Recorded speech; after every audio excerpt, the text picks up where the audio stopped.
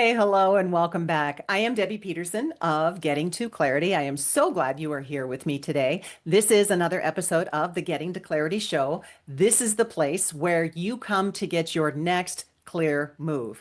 That is not all of the steps from A to Z, but it is the next step that you can take to move you towards what it is that you want most, your next level. And today we're talking about when it's time to let go, making room for whatever is next.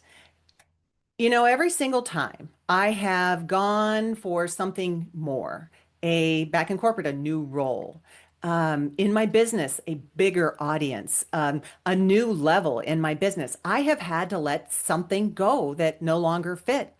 And sometimes that was a habit. Sometimes it was a limiting belief, something that was a lie I was telling to myself.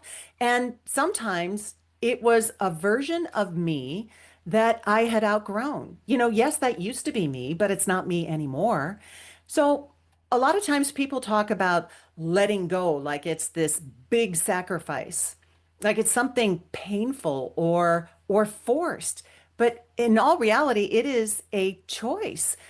And I want you to know that whenever you make a move, there is going to be a sacrifice. There is no such thing as no sacrifice. If say, for instance, you're pursuing an advanced degree, then there's going to be time that you're going to be away from your family, that you're going to have to study, that, you'll be in class. But here's the key. When it comes to sacrifice, is it choosing you or are you choosing it?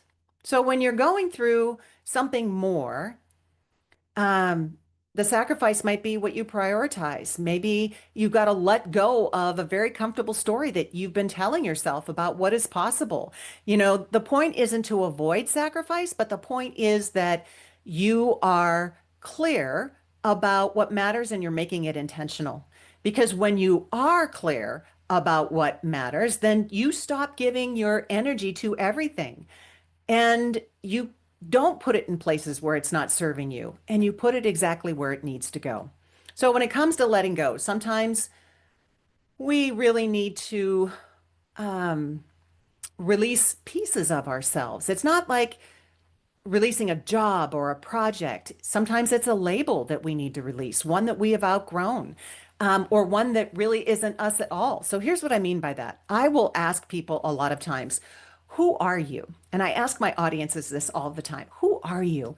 And a lot of times what comes through is I'm a banker, I'm a nurse, I'm a manager, I'm a realtor.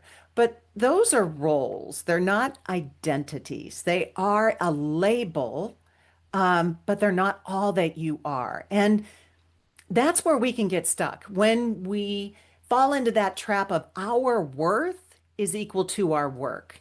And we start chasing things that reinforce that title. And sometimes we hold on to old versions of ourselves that um, we feel safe there. Like this is known, it's not unknown, and the unknown can be very uncomfortable. But growth and comfort very, very rarely coexist. At least in my world, that's what I've found.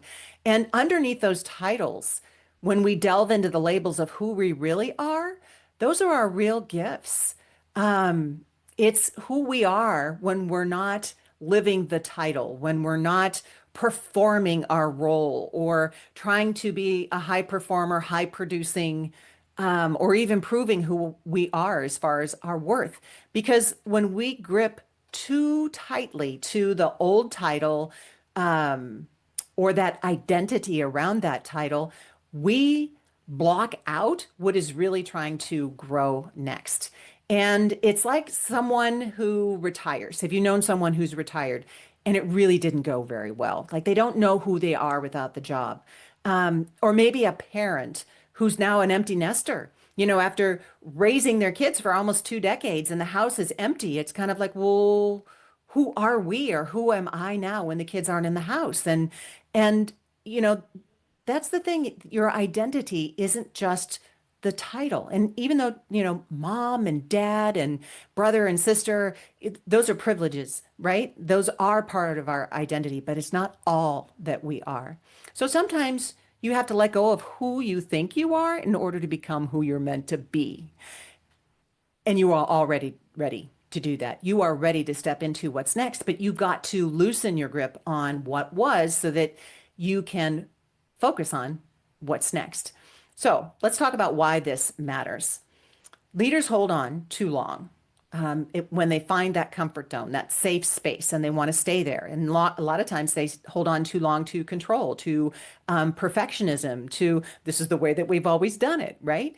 But what got you to where you are today will not get you to where you are going tomorrow. And the cost of holding on to what you know is huge. You spend more time managing what was instead of creating space for what could be. So clarity can't grow where clutter lives. So you gotta let go. And letting go doesn't mean giving up. It means making space.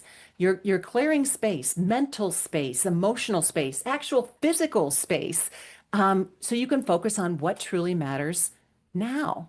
So let me give you something practical to try. I love to give you tools to try. And it's a clarity check for your mind and for your heart. And here's what I want you to do. I want you to ask yourself, what feels heavier than it used to? What no longer feels like you?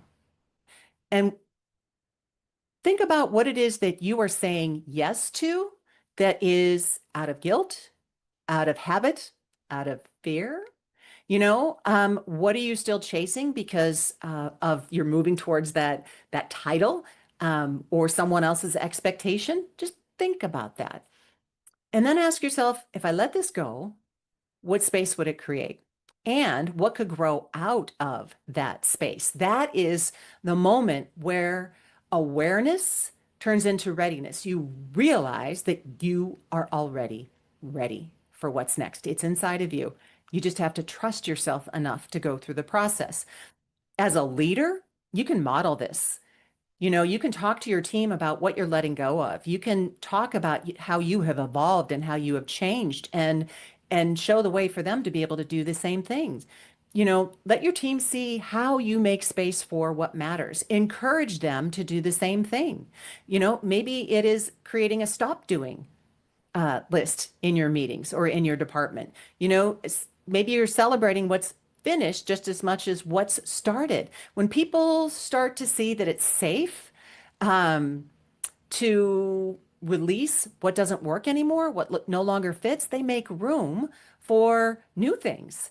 And that is innovation. And that is how growth happens. So readiness isn't about doing more. It's about focusing on what matters most.